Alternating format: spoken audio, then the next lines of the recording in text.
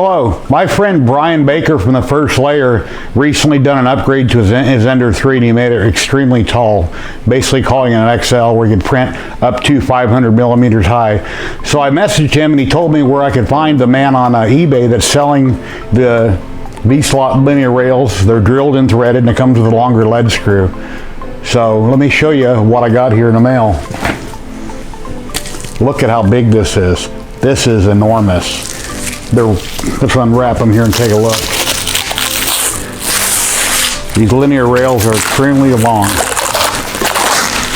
All the holes are pre-drilled in them, tapped where they need to be tapped. These came in the mail a few days ago, very well packaged and protected.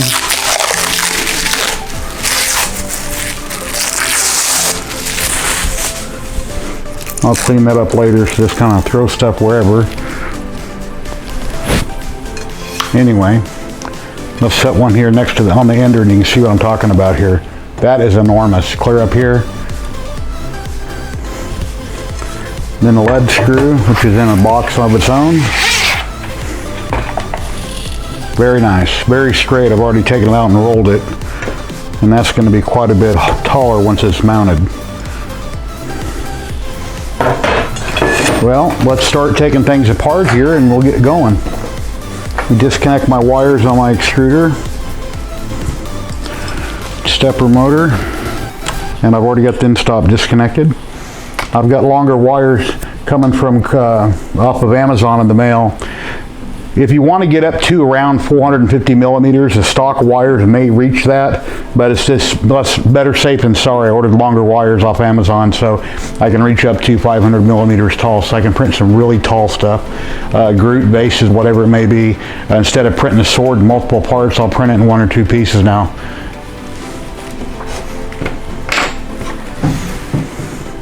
First thing I want to do here is take off this top rail. Oh, unplug the power first, which I did since I moved the printer over on this table. Unplug your power. Take out the top screws.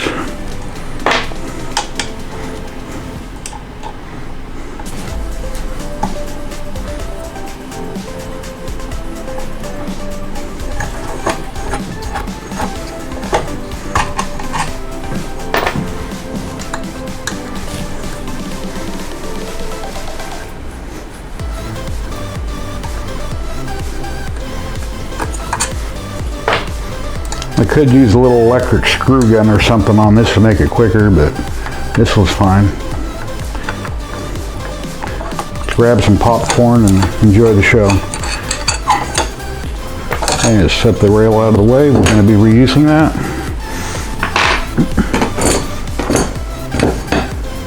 Now my Plum Coupler, which separates. I have a solid bed mount with an easy ABL. I've got a Plum Coupler installed, so that it separates if the nozzle should ever crash or I have a problem.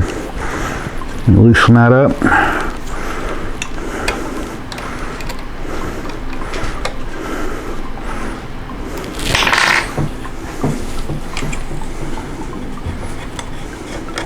Okay, that's loose.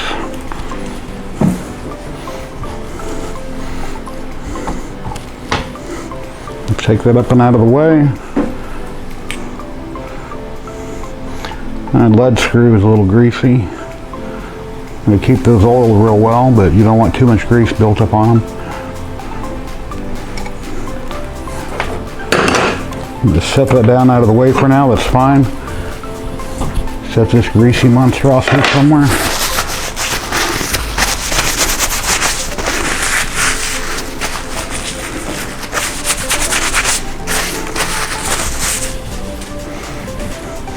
Okay,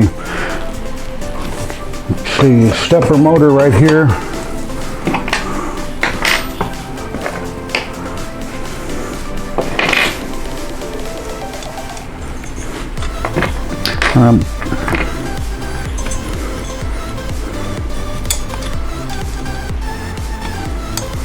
Looks like that Plum Coupler, I completely take it off.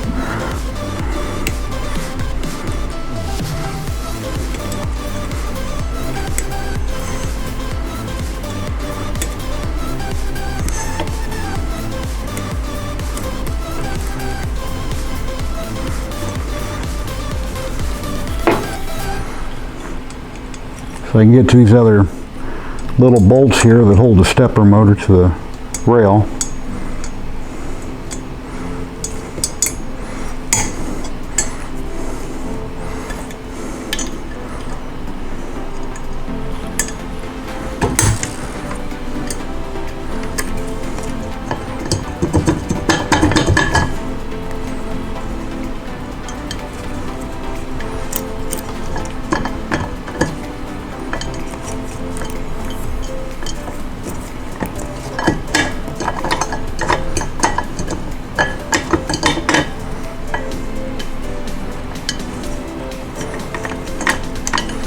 I thought there were T-nuts on those. Oh, I guess I'm mistaken. They're screwed all the way into the frame. That's why it wasn't moving.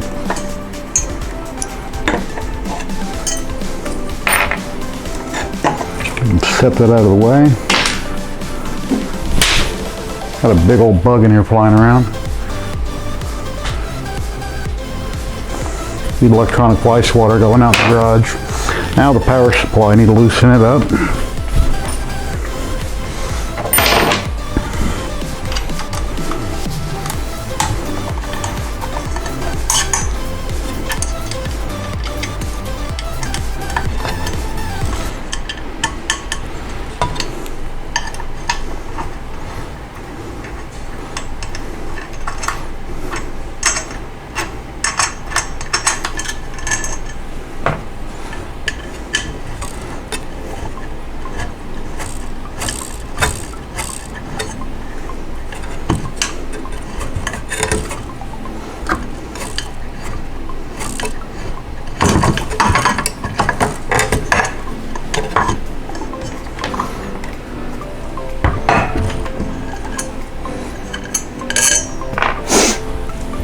Alrighty, now that we got that done, let's tip her on its side. We can take off the existing rails.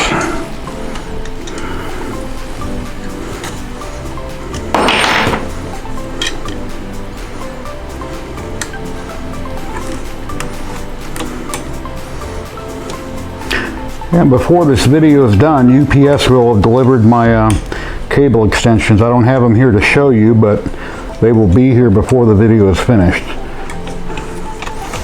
So you will get to see me install them, because I need to print me some goodies.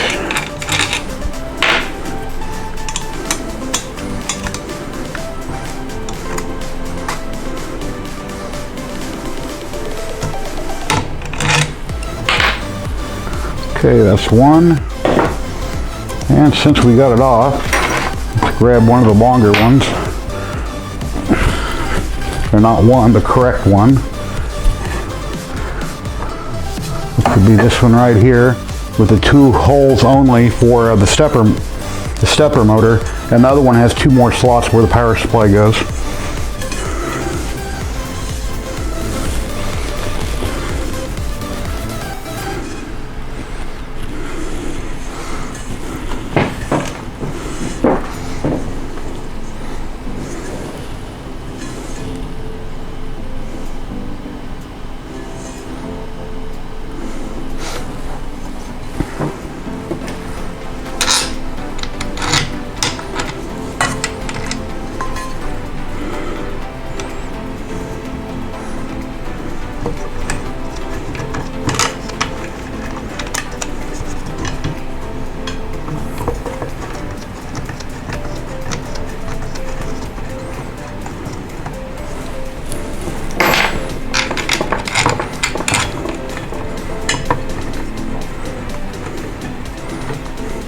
Your hand tightening, just wiggle a little bit and we get it started.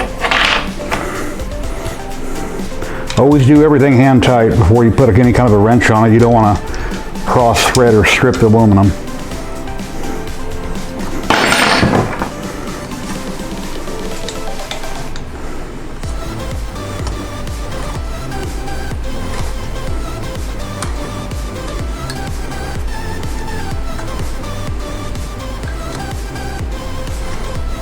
And do not tighten up one of them, get the other one, get it close, and then take the other one down snug.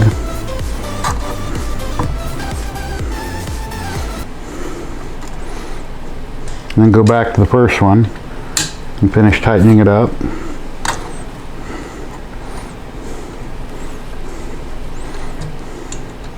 Snug is good. Don't get it over tight or you'll strip the aluminum.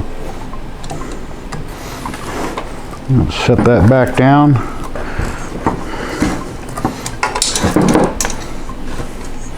I have a square here just to check it. Now, as long as the rail was cut flush, it will be perfectly straight up and down, and it won't be sitting at an angle. If it was cut crooked, it'll be crooked. But it's good, looks good. Let's move on to the other side.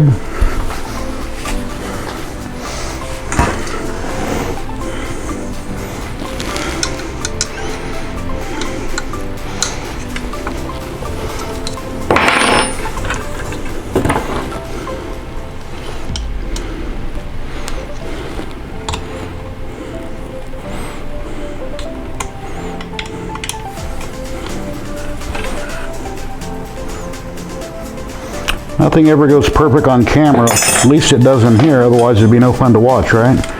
Everybody edits every little bit out so everything's perfect, and that isn't real life. So let's keep it as real as possible. I typically screw up my intros. Quite often I'll do 3 or 4 intros till I get one that I like, and then I keep them. If I forget words or I say the wrong thing or blah blah, you know, just something happens.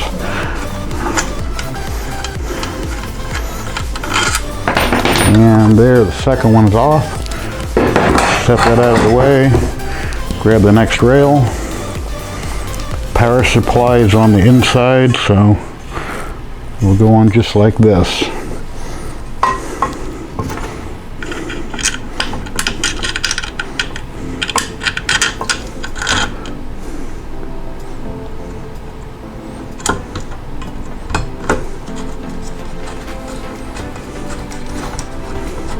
Okay, got the one started.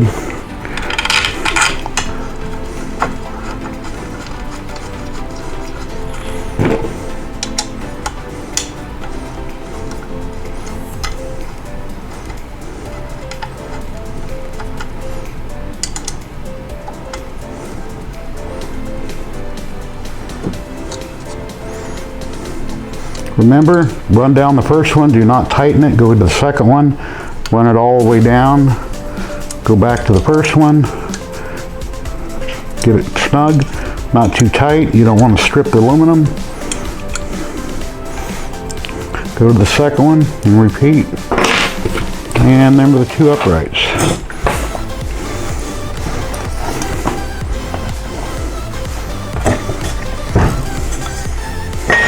And let's check this one for square. And that looks good. Okay, let's put the power supply back on.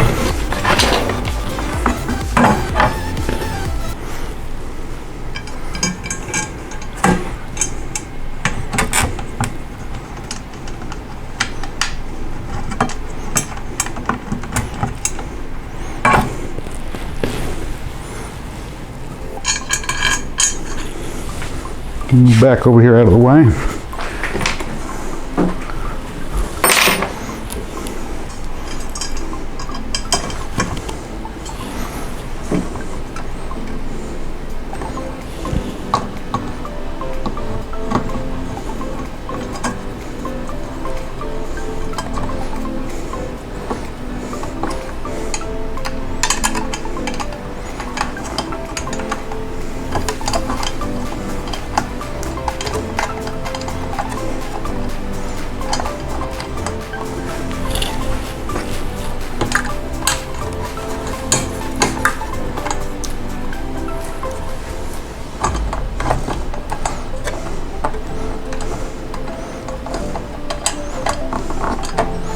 Having trouble on the bottom one.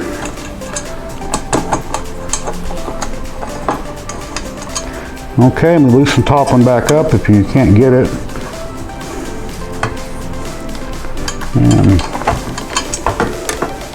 And I loosened it too much.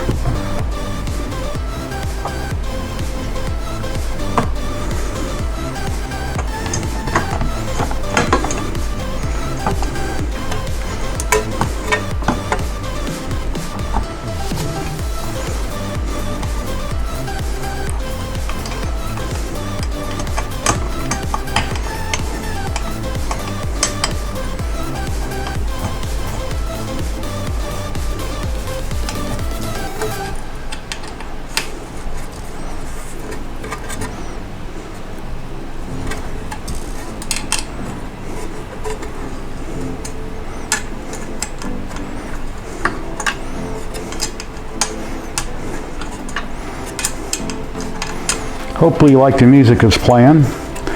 Kind of takes up the dead time here and me messing with screws. You know, tinkering around. But there'll be a link down below in the description where you can go to eBay and find the man that's selling these. At the time of this video I believe they're $79 in the US. And you get the 2 V-slot linear rails and lead screw.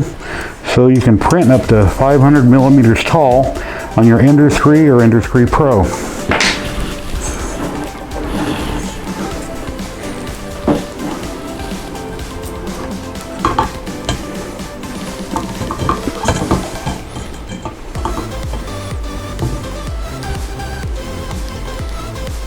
That will be so cool, and I think I'm printing way up here, that's going to be awesome.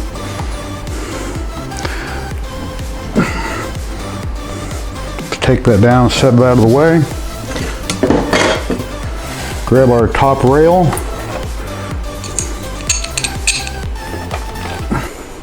Drop the 4 bolts back in.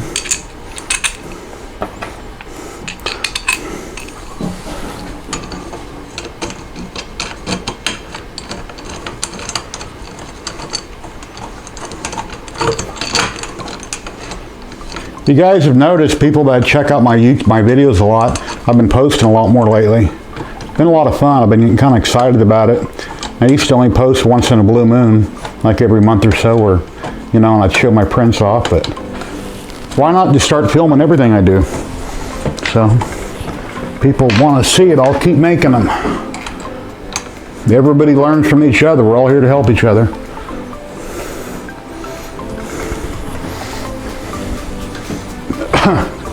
I'm going to take them down but not tighten. Just get them close.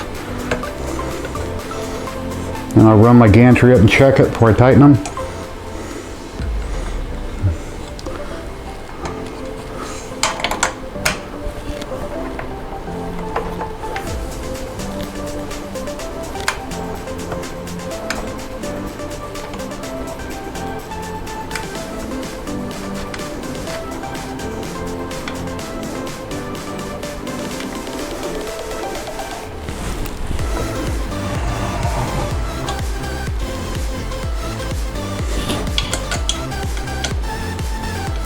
On my tippy toes here, I'm a short little dude. At least I used to be like 5'8", but since I've got older and I've gained weight, I think I shrunk probably an inch or 2. My health is getting back to normal, so hopefully when I can get back to the gym or start doing more, I can get back in shape and lose like 60 pounds. And I can look normal like I used to look back when I used to had a job before I was retired.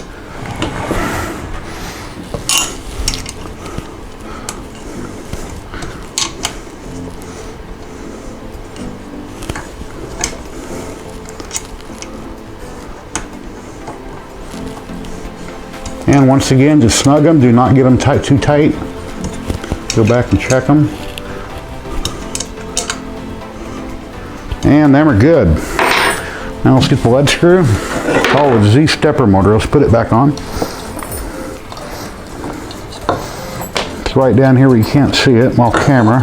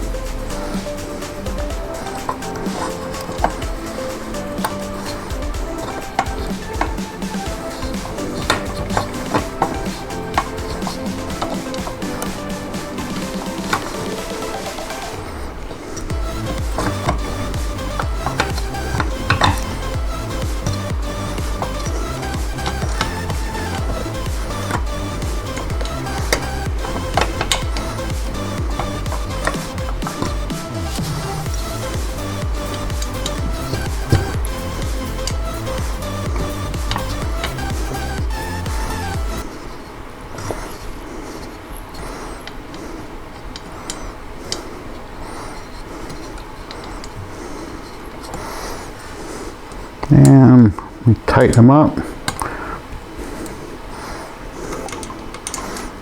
Well, if this is a live stream, guys, we could be talking, but it's Sorry, I'm being quiet.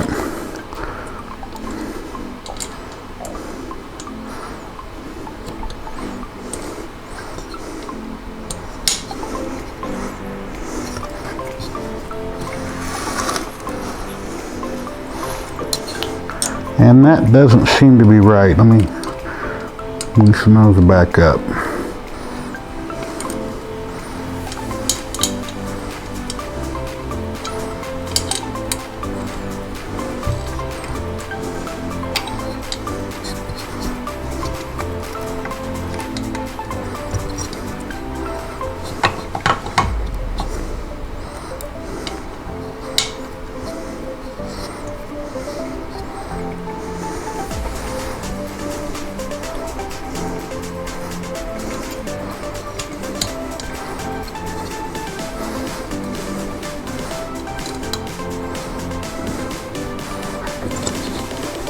Better.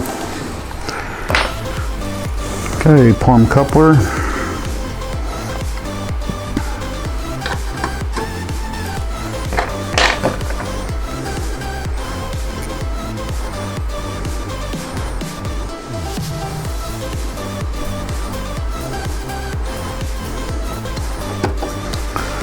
Take a look at that and see if that's slotted or not.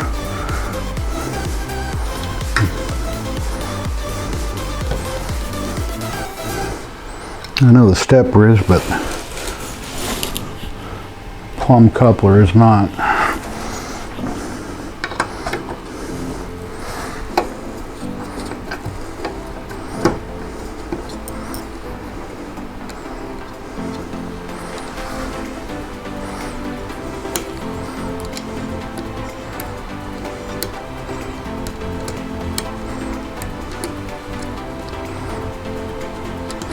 Yeah, I got plenty of lighting above me and behind the camera, but I don't have plenty of lighting where I need it right here. But I just about got it.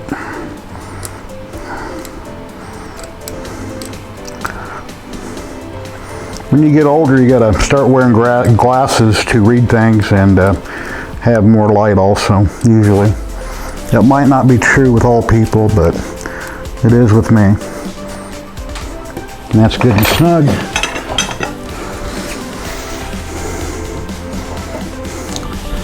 Take the lead screw and thread it down in by the extruder.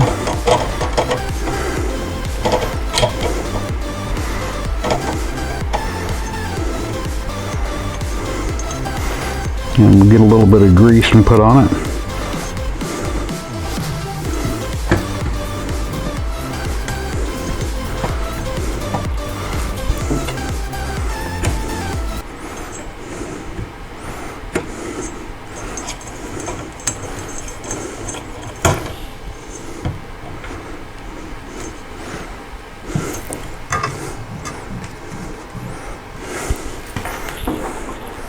And we'll loosen up that top of that Plum Coupler some more.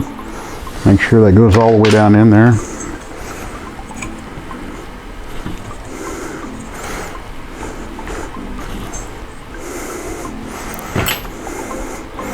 Usually they drop right in, but that seemed to be having issues. But I'll know on my first print, right? Roll up and down, so we got kind of a wobble. I shouldn't have. I've been playing with all these printers for about 2.5 years now, and I'm not no expert, but I know my machine's pretty good.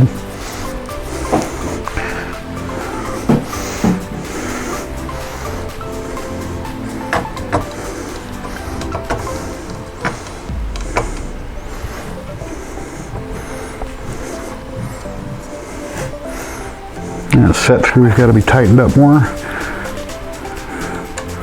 Hitting that bracket there.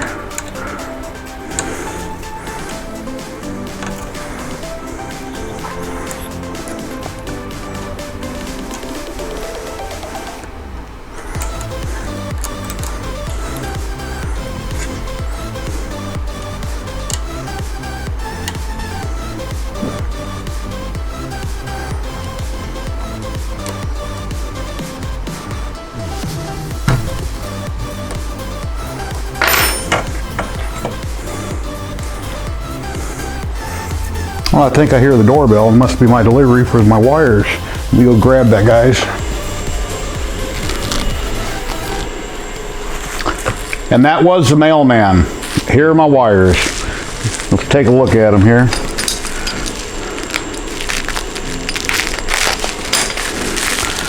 See what goodies I got from Amazon.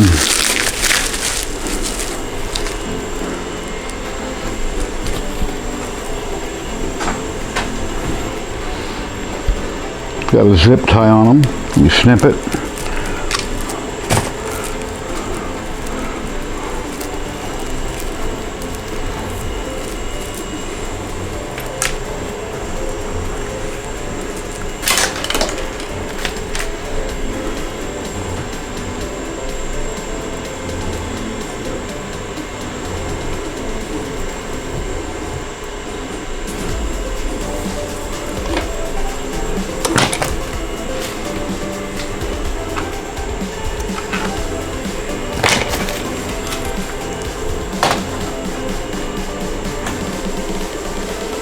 Alrighty.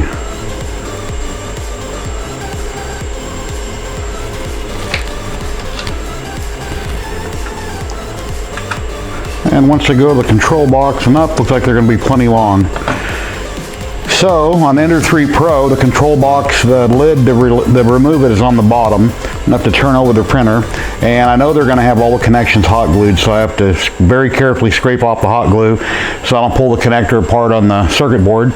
Plug in the new wires, run them up, get them plugged in, and we'll be right back, and we'll get to printing here in just a minute.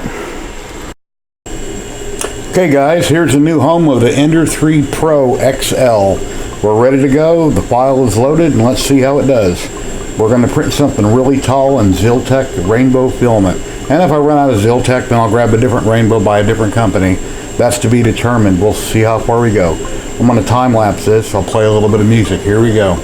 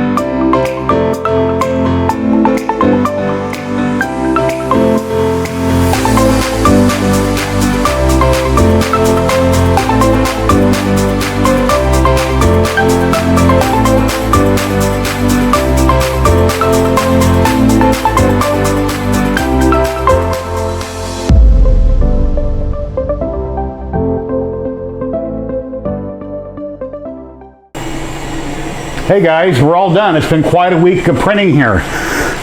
First off, let me tell you what happened. I followed the software, I looked at the paperwork, and as Mark Williamson mentioned in the PDF file and the paperwork he sent with my parts, that I need to go in and modify my slicer, the build volume, so it can print up to 500 millimeters.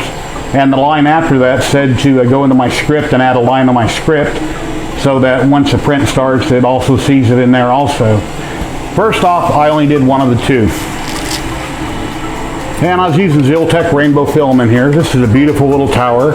And I got about 10 inches and it stopped. And the nozzle started dragging. Couldn't figure it out. So I stopped the camera, I stopped the print. And then I realized that I had a problem there. So I went and reprinted it again. Same thing. Stopped at 10 inches. And then a third time, stopped at 10 inches. At that point, that's when I actually contacted Mark on the Facebook group, ENDER XL Builders Club, and he had told me to read all the instructions, and I said I had, but I didn't. I had missed that line. So I went in, I edited the script, and got that fixed. And then I come to realize that there's another problem. I couldn't get over that 10-inch mark. So I posted on his group the problem, and somebody else that also has a Marlin firmware from TH3D had that problem, and because of the modified firmware from TH3D, I couldn't get over the 10-inch mark. Why? I don't know. But he told me where to go into my firmware, make the change to increase it to 500 millimeters. Then I was able to get over the print.